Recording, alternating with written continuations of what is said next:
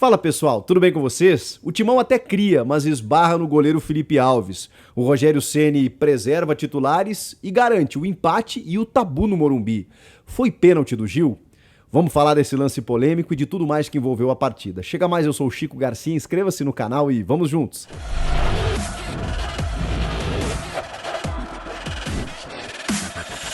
Pessoal, se liga nessa dica, setembro tá recheado de jogos decisivos, importantes pelo Brasileirão, e assim que os jogos terminarem, do teu time do coração, no Campeonato Brasileiro, das séries A ou B, 5 minutos depois, você corre pro OneFootball que você confere os melhores momentos. Sim, os melhores lances da partida que recém terminou e em altíssima resolução, além de conferir todas as notícias, as escalações, tudo sobre o Brasileirão, séries A e B. Então, é só no OneFootball. O link tá aqui na descrição e no comentário fixado, você baixa gratuitamente e serve para qualquer celular.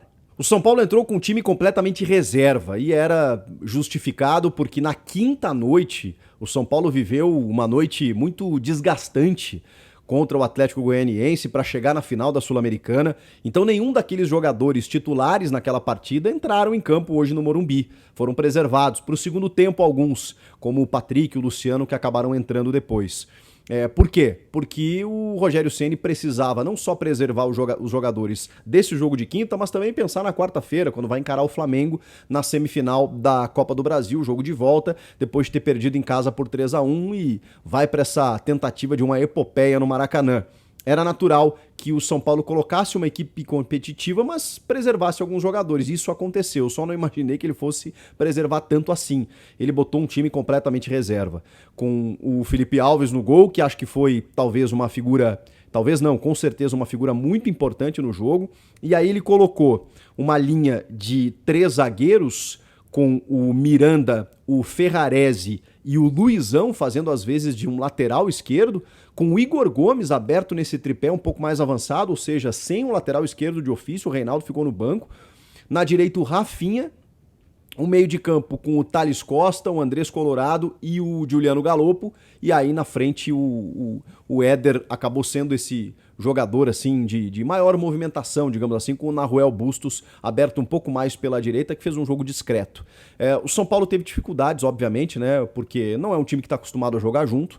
Mesmo assim, foi um time que criou algumas, digamos, né, alguns desconfortos para a equipe do Corinthians. O Éder teve uma bola na trave, o time teve forças para empatar depois do primeiro gol do Corinthians, mas o Corinthians foi predominante e na maior parte do tempo, acho que em 60% do jogo, 65% do jogo, o Corinthians teve mais a supremacia, teve a posse de bola, teve as chances criadas, teve a possibilidade de vencer o jogo e não conseguiu resultar essas chances criadas em gol. Acho que é isso que a gente precisa falar.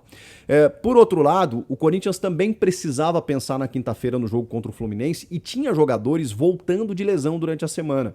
Então o Vitor Pereira tinha essa dificuldade. O que ele fez? Colocou praticamente uma equipe titular, mas com o Fagner e o Renato Augusto no banco de reservas para entrarem no segundo tempo. O Fábio Santos também não começou o jogo, nem entrou, esse preservado só para quinta-feira. De resto, uma equipe titular. E aí a gente precisava ver como iriam se comportar jogadores que não vinham atuando bem, como o próprio Giuliano.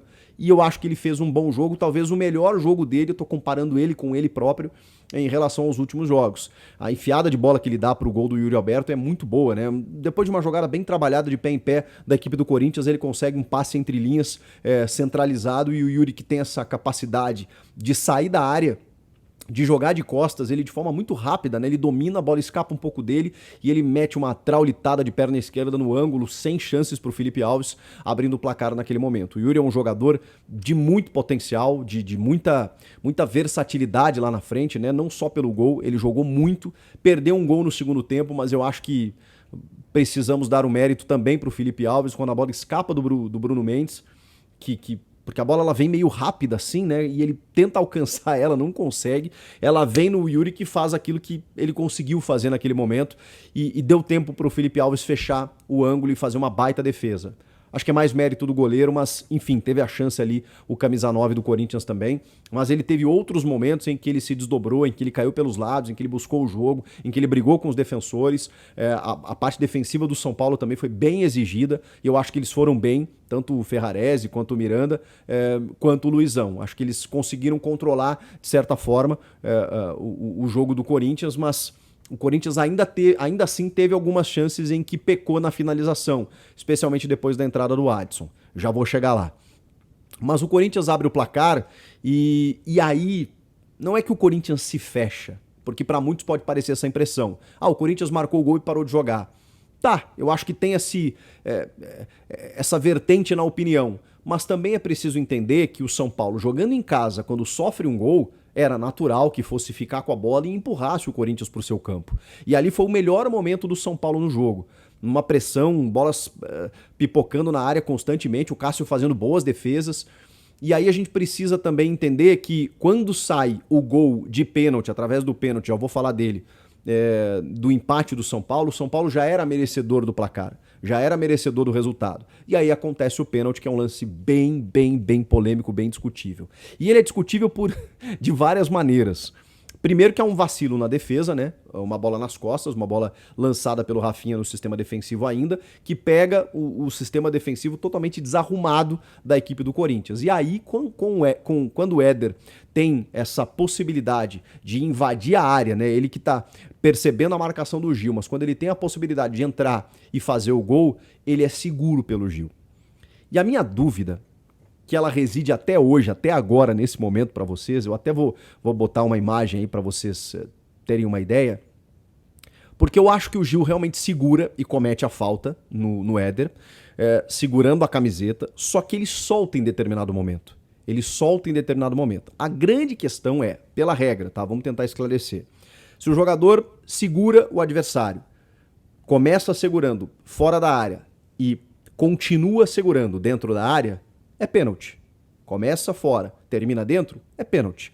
Agora, se o jogador segura o adversário fora da área e o jogador cai dentro da área, não é pênalti, é uma falta fora da área. A minha sensação é de que o Gil solta a camiseta do Éder antes deles cruzarem a linha.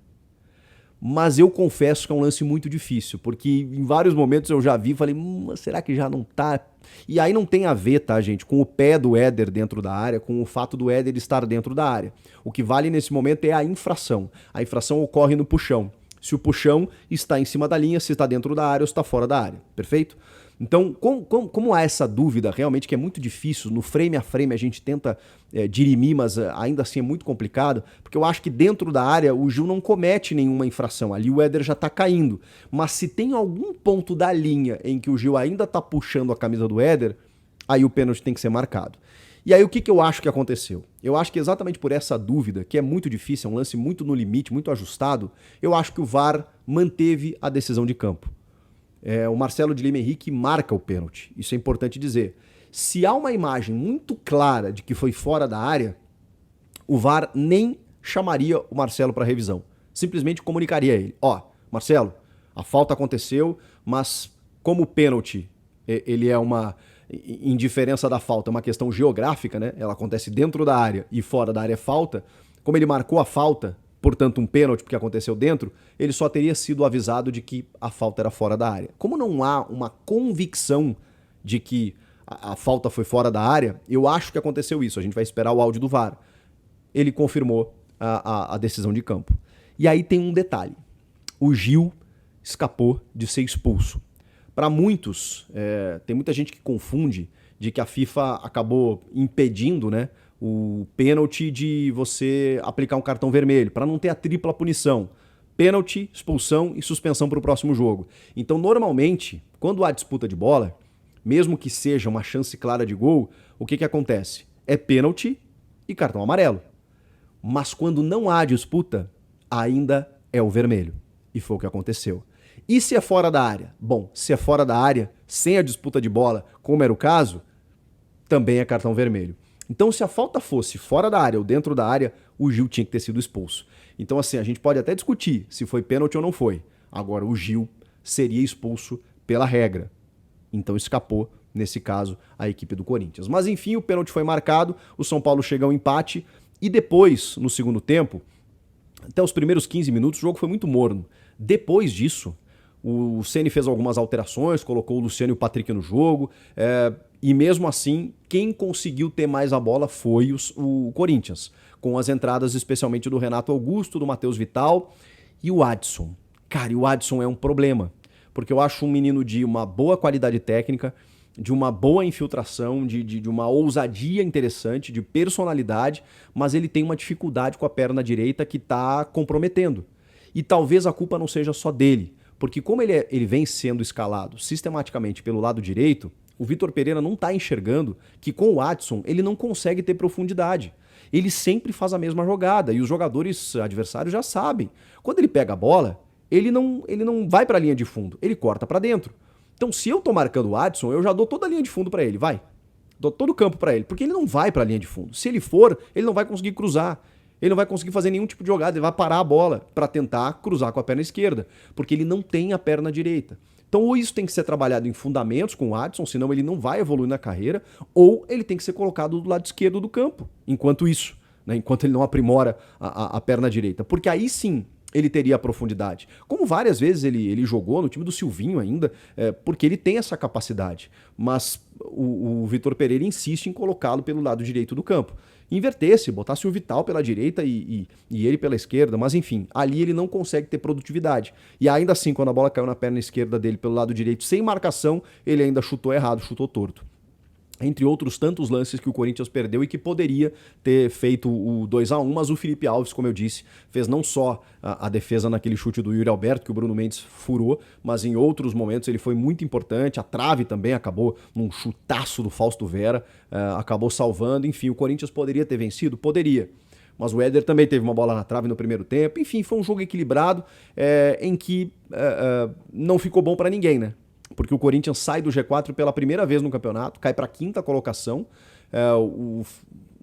O Corinthians tinha a possibilidade de ser vice-líder mais uma vez, né, retomar a vice-liderança, que agora é do Inter, mas acabou esbarrando nesse empate. A gente sabia que seria um jogo difícil, mesmo com o São Paulo com um time descaracterizado, mas por conta de todo o contexto, né? São 11 jogos de invencibilidade do São Paulo contra o Corinthians no Morumbi. A última vez pelo Brasileiro foi 2010. A última vez que aconteceu uma derrota lá foi em 2017, já tem 5 anos. Então o Rogério Ceni também tem isso, né? Ele conseguiu manter esse tabu aí sem perder para o São Paulo no seu estádio desde 2017.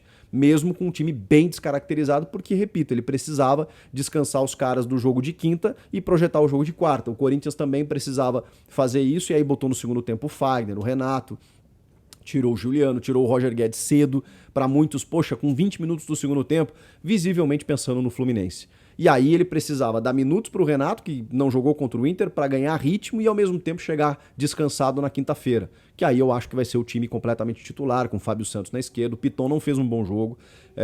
O Gil e o Balbuena não fizeram uma boa partida. Acho que sofreram assim defensivamente. Do meio de campo, o Duqueiroz teve um pouco abaixo, acho que o Fausto Vera foi bem, acho que o Juliano fez um jogo acima do que vinha fazendo, mas quando o Renato entra é outra conversa, né? Não tem nem o que discutir. E o Mosquito também não foi um jogador tão efetivo como vinha sendo em outras partidas. O Yuri Alberto foi a principal figura no setor ofensivo do time e mesmo assim insuficiente para conseguir a vitória.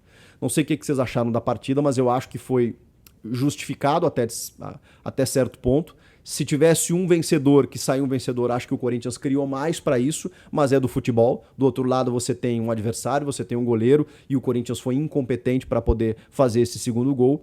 E o resultado acabou não sendo bom também para o São Paulo, que está a 5 pontos da zona, não acho que seja motivo para preocupação, mas o São Paulo sabia do contexto, sabia também que seria complicado vencer o Corinthians, que foi com o time reforçado, depois de tudo que aconteceu na quinta-feira, com o time que ele precisava botar em campo, era muito difícil. Então o empate não foi bom, mas foi o possível, digamos assim, para as duas equipes.